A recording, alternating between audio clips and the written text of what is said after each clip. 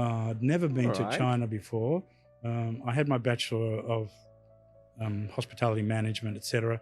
I did have a TAE or TAA, Training and Assessment qualification.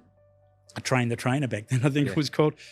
So I got a job teaching hospitality and Western cookery in Chengdu.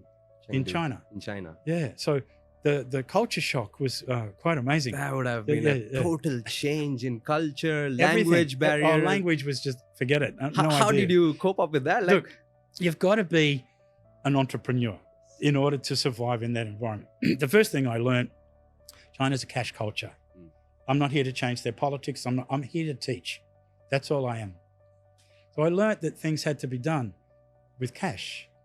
Okay. Right? So I'd negotiated my contract, and I'd negotiated 2 contracts.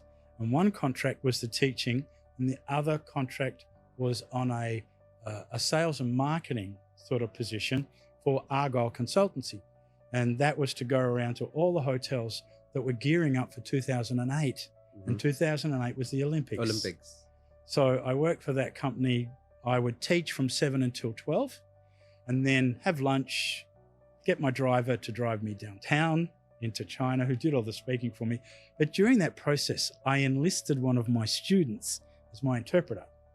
Okay. So Wayne Fuhao, right, came with me, got paid, had a fantastic time traveling around to all the hotels. And it's interesting now because Fuhao is now the CEO of 4 of the largest government hotels in Nanjing.